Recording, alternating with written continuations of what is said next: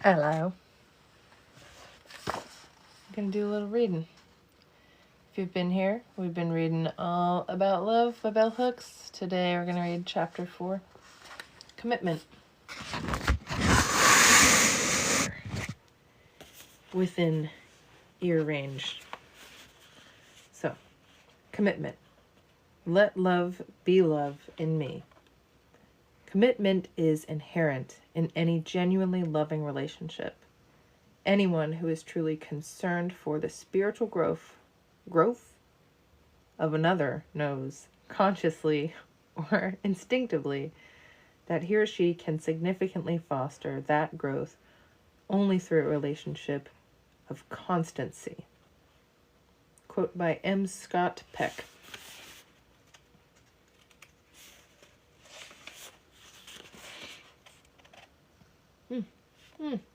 Well, commitment to truth-telling lays the groundwork for the openness and honesty that is the heartbeat of love.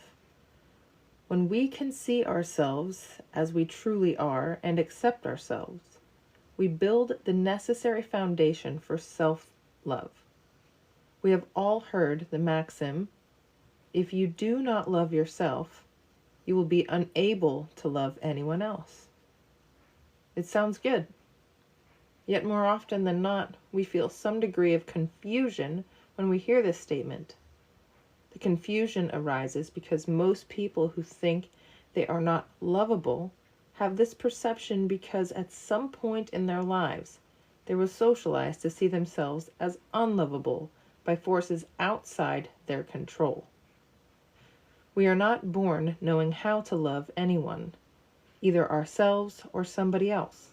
However, we are born able to respond to care. As we grow, we can give and receive attention, affection, and joy. Whether we learn how to love ourselves and others will depend on the presence of a loving environment. Self-love cannot flourish in isolation. It is not an easy task to be self-loving. Simple axioms that make self-love sound easy only make matters worse. It leaves many people wondering why, if it is so easy, they continue to be trapped by feelings of low self-esteem or self-hatred. Using a working definition of love that tells us it is the action we take on behalf of our own or another's spiritual growth provides us with a beginning blueprint for working on the issue of self-love. When we see love as a combination of trust, commitment, care, respect, knowledge, and responsibility, we can work on developing these qualities, or, if they are already a part of who we are, we can learn to extend them to ourselves. Many people find it helpful to critically examine the past, particularly childhood, to chart their internalization of messages that they were not worthy, not enough, that they were crazy, stupid, monstrous, and so on. Simply learning how we have acquired feelings of worthlessness rarely enables us to change things. It is usually only one stage of the process. I, like so many other people, have found it useful to examine negative thinking and behavioral patterns learned in childhood, particularly those shaping my sense of self and identity. However, this process alone did not ensure self-recovery. It was not enough. I share this because it is far too easy to stay stuck in simply describing, telling one's story over and over again, which can be a way of holding on to grief about the past or holding on to a narrative that places blame on others. While it is important for us to understand the origins of fragile self-esteem, it is also possible to bypass this stage, identifying when and where we receive negative socialization, and still create a foundation for building self-love. Individuals who bypass this stage tend to move on to the next stage, which is actively introducing into our lives constructive, life-affirming thought patterns and behavior. Whether a person remembers the details of being abused is not important. When the consequence of that abuse is a feeling of worthlessness, they can still engage in the process of self-recovery by finding ways to affirm self-worth. The wounded heart learns self-love by first overcoming low self-esteem. Nathaniel Branden's lengthy work, 6 Pillars of Self-Esteem, highlights important dimensions of self-esteem. Quote, the practice of living consciously, self-acceptance, self-responsibility, self-assertiveness, living purposefully, and the practice of personal integrity. End quote. Living consciously means we think critically about ourselves and the world we live in. We dare to ask ourselves the basic questions: who, what, where, when, and why. I said those a little backwards. Answering these questions usually provides us with a level of awareness that enlightens. Brandon contends, quote, to live consciously means to seek to be aware of everything that bears on our actions, purposes, values, and goals, to the best of our ability, whatever that ability may be, and to behave in accordance with that which we see and know. End quote. To live consciously, we have to engage in critical reflection about the world we live in and know most intimately. Usually, it is through reflection that individuals who have not accepted themselves make the choice to stop listening to negative voices, within and outside the self, that constantly reject and devalue them. Affirmations work for anyone striving for self-acceptance. Although I had for years been interested in therapeutic modes of healing and self-help, affirmations always seemed to be a bit corny. My sister, who was then working as a therapist in the field of chemical dependency, encouraged me to give affirmations a try to see if I would experience any concrete changes in my outlook. I wrote affirmations relevant to my daily life and began to repeat them in the morning as part of my daily meditations. At the top of my list was the declaration, quote, I'm breaking with old patterns and moving forward with my life, end quote. I not only found them to be a tremendous energy boost, a way to kick off the day by my accentuating the positive, I found it useful to repeat them during the day if I felt particularly stressed or was falling into the abyss of negative thinking. Affirmations helped restore my emotional equilibrium. I too have found this to be true. Self-acceptance is hard for many of us. There is a voice inside that is constantly judging, first ourselves and then others. That voice enjoys the indulgence of an endless negative critique. Because we have learned to believe negativity is more realistic, it appears more real than any positive voice.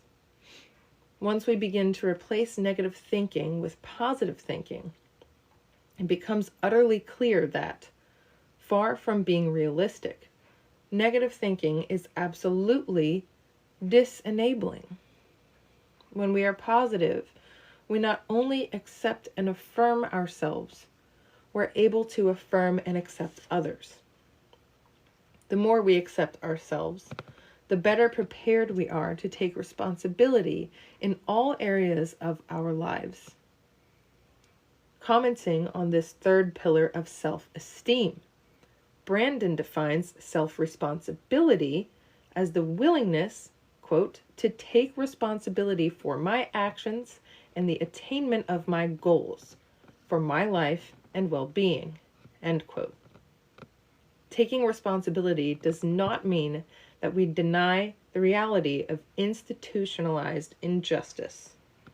For example, racism, sexism, and homophobia all create barriers and concrete incidents of discrimination. Simply taking responsibility does not mean that we can prevent discriminatory acts from happening, but we can choose how we respond to acts of injustice. Taking responsibility means that in the face of barriers, we still have the capacity to invent our lives, to shape our destinies in ways that maximize our well-being. Every day we practice this shape-shifting to cope with realities we cannot easily change. Many women are married to men who were unsupportive when they decided to further their educations. Most of these women did not leave the men in their lives. They engaged in constructive strategies of resistance.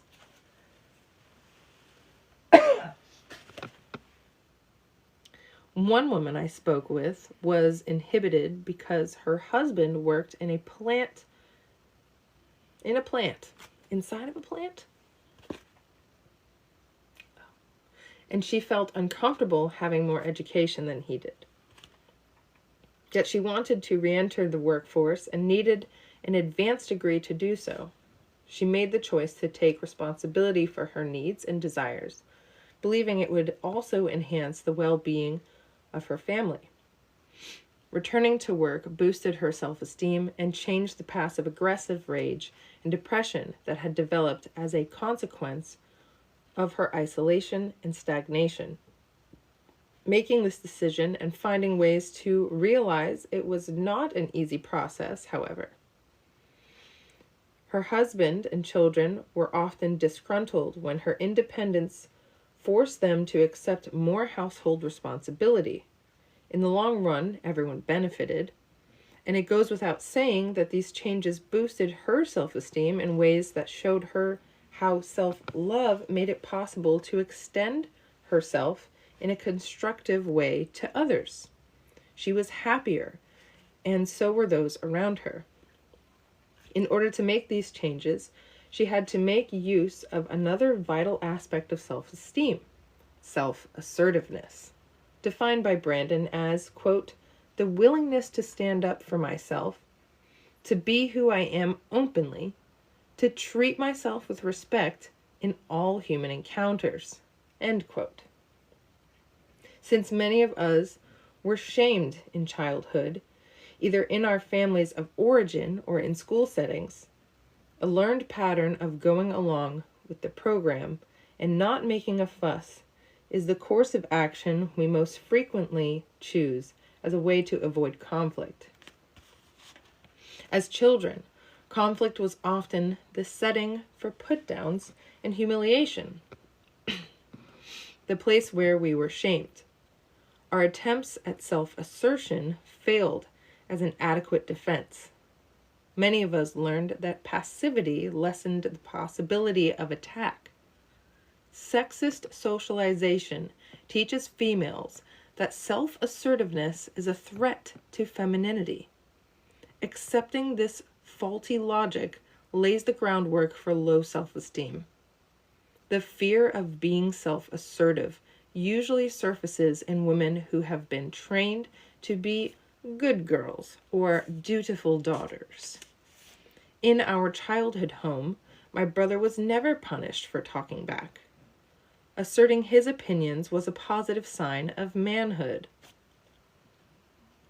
When my sisters and I voiced our opinions, we were told by our parenting adults that this was negative and undesirable behavior. We were told, especially by our dad, that female self-assertion was not feminine. We did not listen to these warnings.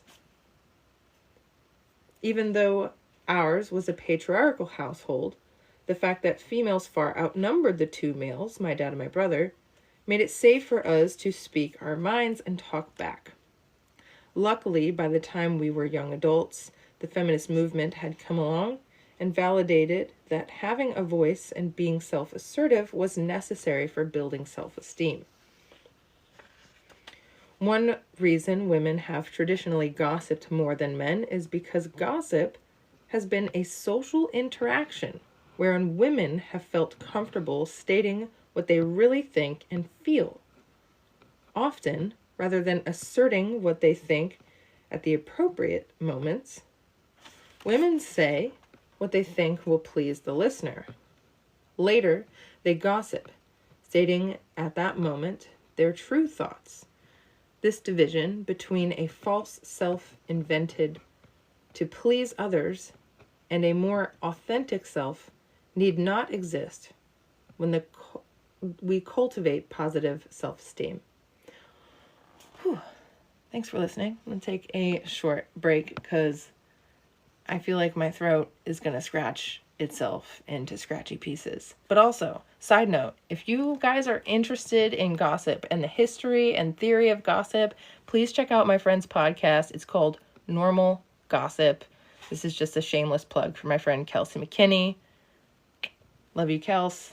Normal Gossip's a really, really cool podcast. She's been pushing it and it's doing really amazing.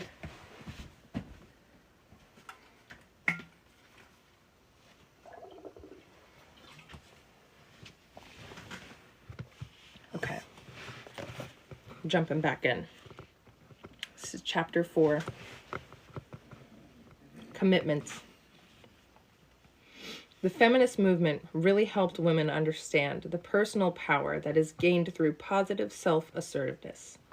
Gloria Steinem's bestseller, Revolution from Within, cautioned women about the danger of achieving success without doing the necessary groundwork for self-love and self-esteem. She found that achieving women who still suffered internalized self-hatred invariably acted out in ways that undermined their success. And if the self-hating, successful person did not act out, she may have lived a life of private desperation, unable to tell anyone success does not. In fact, reverse crippled self-esteem. To complicate matters, women may feel the need to pretend that they are self-loving, to assert confidence and power to the outside world, and as a consequence, they feel psychologically conflicted and disengaged from their true being. Shamed by the feeling that they can never let anyone know who they really are, they may choose isolation and aloneness for fear of being unmasked. This is true of men as well. When powerful men reach the height of personal achievement in their careers, they often undermine all they have worked for by engaging in self-destructive behavior. Men who reside at the bottom of our nation's economic totem pole do this, and so do men at the top. President Clinton engaged in deceitful behavior, betraying both his personal commitments to his family as well as his political commitments to be a paragon of American values to the people of this country. He did so when his popularity was at an all-time high. Having spent much of his life achieving against the odds, his actions expose a fundamental flaw in his self-esteem. Although he is a white male, Ivy League educated, and economically well off, privileged, with all those accompanying perks, his irresponsible actions were a way of unmasking, of showing to the world that he really was not the, quote, good guy he was pretending to be. He created the context for the public shaming that no doubt mirrors moments of childhood shaming when some authority figure in his life made him feel he was worthless and that he would never be worthy no matter what he did. Anyone who suffers from low self-esteem can learn by his example. If we succeed without confronting and changing shaky foundations of low self-esteem rooted in concept of hatred, we will falter along the way. It is no accident that living purposely is the sixth element of self-esteem. According to Brandon, it entails taking responsibility for consciously creating goals, identifying the actions necessary to achieve them, making sure our behavior is in alignment with our goals, and paying attention to the outcome of our actions so that we see whether they are leading us where we want to go. Most people are concerned about living purposefully when it comes to choosing the work we do. Unfortunately, many workers feel they have very little freedom of choice when it comes to work. Most people do not grow up learning that the work we choose to do will have a major impact on our capacity to be self-loving. Work occupies much of our time. Doing work we hate assaults our self-esteem and self-confidence. Yet most workers cannot do the work they love. But we can all enhance our capacity to live purposefully by learning how to experience satisfaction in whatever we do. We find that satisfaction by giving any job total commitment. When I had a teaching job I hated, the kind of job where you long to be sick so you can have an excuse not to go to work, the only way I could ease the severity of my pain was to give my absolute best. This strategy enabled me to live purposefully. Doing a job well, even if we do not enjoy what we are doing, means that we leave it with a feeling of well-being, our self-esteem intact. This self-esteem aids us when we go in search of a job that can be more fulfilling. Throughout my life, I have endeavored not only do work I enjoy, but to work with individuals I respect, like, or love. When I first declared my desire to work in a loving environment, friends acted as though I had truly lost my mind. To them, love and work did not go together, but I was convinced that I would work better in a work environment shaped by an ethic of love. Today, as the Buddhist concept of right livelihood is more widely understood, more people embrace the belief that work that embraces our spiritual well-being strengthens our capacity to love. And when we work with love, we create a loving working environment.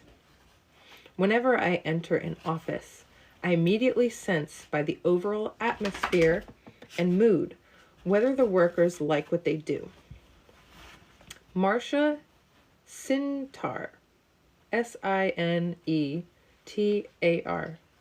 Sinitar. Marcia Sinitar writes about this concept in her book, Do What You Love, The Money Will Follow, as a way to encourage readers to take the risk of choosing work they care about and therefore learning through experience the meaning of right livelihood. While there are many meaningful insights to Sinitar's book, it is equally true that we can do what we love and money will not always follow. Dang it!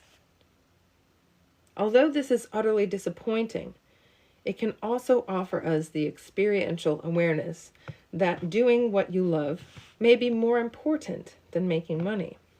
Sometimes, as has been the case in my life, I have had to work at a job that is less than enjoyable in order to have the means to do the work that I love.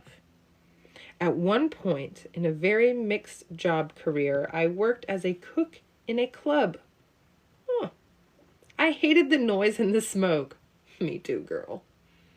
But working nights left me free to write in the day, to do the work I truly wanted to do.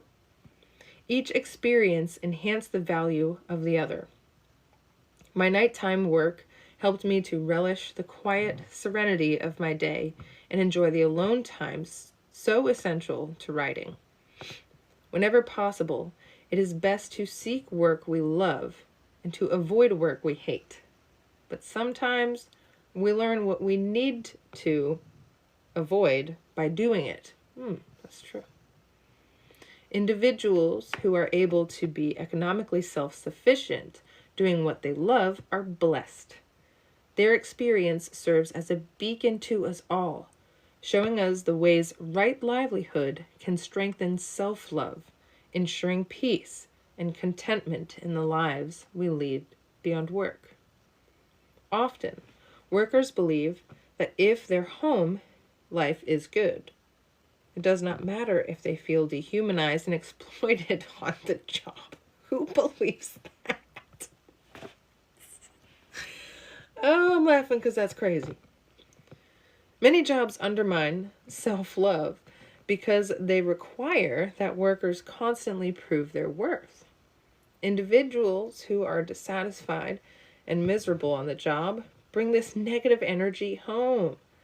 Clearly, much of the violence in domestic life, both physical and verbal abuse, is linked to job misery. We can encourage friends and loved ones to move towards greater self-love by supporting them in any effort to leave work that assaults their well-being. Did you hear that? Say it again. I will leave a job that assaults my well-being. Folks who are out of the paid workforce, women and men who do unpaid work in their home, as well as all other happily unemployed people, are often doing what they want to do. While they are not rewarded by an income, their day-to-day life often provides more satisfaction than it would if they worked at a high-paying job in a stressful and dehumanizing environment. Satisfied homemakers, both women and the rare men who have chosen to stay home, have a lot to teach us all about the joy that comes from self-determination. They are their own bosses, setting the terms of their labor and the measure of their reward. More than any of us, they have the freedom to develop right livelihood. Most of us did not learn when we were young that our capacity to be self-loving would be shaped by the work we do and whether that work enhances our well-being. No wonder, then, that we have become a nation where so many workers feel bad. Jobs depress the spirit. Rather than enhancing self-esteem, work is perceived as a drag, a negative necessity. Bringing love into the work environment can create the necessary transformation that can make any job we do, no matter how menial, a place where workers can express the best of themselves. When we work with love, we renew the spirit. That renewal is an act of self-love. It nurtures our growth. It's not what you do, but how you do it. In the Knitting Sutra, Susan Lydon, Lydon, describes the labor of knitting as a freely chosen craft that enables her awareness of the value of right livelihood, sharing, quote, "What I found in this tiny domestic world of knitting is endless. It runs broader and deeper than anyone might imagine. It is infinite and seemingly inexhaustible in its capacity to inspire, excite, and provoke creative insight." End quote. Lydon sees the world that we have traditionally thought of as women's work as a place to discover godliness through the act of creating domestic bliss. A blissful household is one where love can flourish. Creating domestic bliss is especially useful for individuals living alone who are just learning to be self-loving. When we intentionally strive to make our homes places where we are ready to give and receive love, every object we place there enhances our well-being. I create themes for my different homes.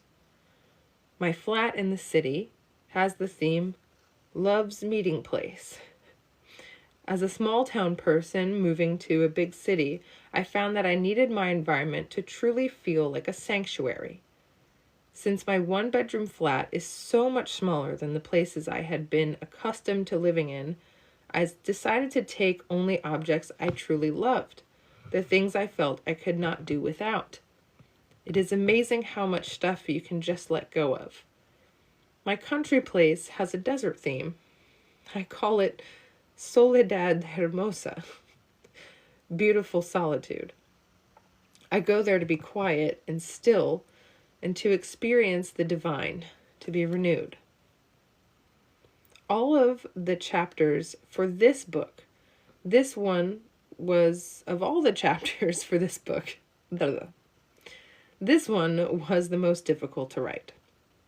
When I talked with friends and acquaintances about self-love, I was surprised to see how many of us feel troubled by the notion, as though the very idea implies too much narcissism or selfishness.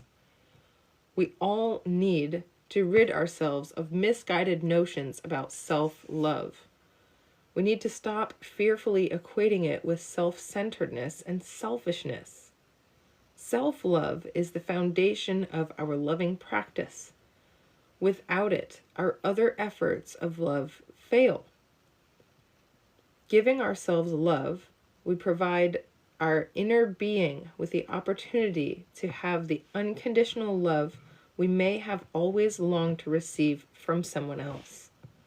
Whenever we interact with others, the love we give and receive is always necessarily conditional. Although it is not impossible, it is very difficult and rare for us to be able to extend unconditional love to others, largely because we cannot exercise control over the behavior of someone else, and we cannot predict or utterly control our responses to their actions. We can, however, exercise control over our own actions. We can give ourselves the unconditional love that is the grounding for sustained acceptance and affirmation. When we give this precious gift to ourselves, we are able to reach out to others from a place of fulfillment and not from a place of lack. One of the best guides to how to be self-loving is to give ourselves the love we are often dreaming about receiving from others. There is a time when I felt lousy about my over 40 body, saw myself too fat, too this or too that. Yet I fantasize about finding a lover who would give me the gift of being loved as I am. It is silly, isn't it, that I would dream of someone else offering to me the acceptance and affirmation I was withholding from myself. This is a moment when the maxim, "You can never love anybody if you are unable to love yourself," made clear sense. And I add, quote, "Do not expect to receive the love from someone else you do not give yourself," end quote. In an ideal world, we would all learn in childhood to love ourselves. We would grow, being secure in our worth and value, spreading love wherever we went, letting our light shine. If we did not learn self-love in our youth, there is still hope. The light of love is always in us, no matter how cold the flame. It is always present, waiting for the spark to ignite, waiting for the heart to awaken and call us back to the first memory of being the life force inside a dark place, waiting to be born, waiting to see the light. We did it! We read another chapter. Hi, Green Square. Okay, that was chapter 4 of All About Love by Bell Hooks. Whew. Anybody got any thoughts? Got any feelings? Got feeling any type of way? We're not quite halfway through the book, but woo! This is exciting. Fireworks. Oh, it kind of does look like fireworks. No, that's like the sun. And it's like sun. I use mirror mode, so that's why I don't know how to put my arm in front of the camera. There we go. It's like sun and moon and stars and Saturn. But yeah, from back here it looks like fireworks. I don't like fireworks. They're too loud. They're abrasive. And damaging to the environment. But wow, reading is fun. Thanks for hanging out. I'm still working on uploading all the chapters to YouTube. I've got to make some like space on my phone so I can do that. But if you don't follow my YouTube, it's the same handle, Mad Busyness. We won't have any since the China trade war. Good. I don't know. Bad, but I'd be fine if we never shot fireworks off again. They're terrible for the animals and domesticated and undomesticated. Nobody likes them. Hi, Greg Bell.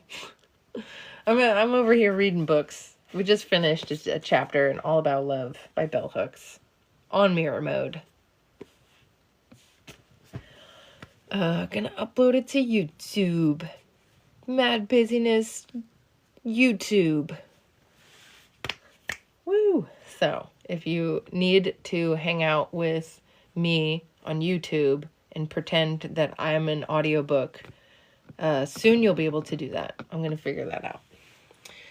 But, this is my light bright. It's miniature. And I have to go to bed. So, if you want me to keep reading and you don't already follow me, give me a follow. Anyway, thanks for hanging out. Good night to all. Get rest. And I'll see y'all soon. Bye.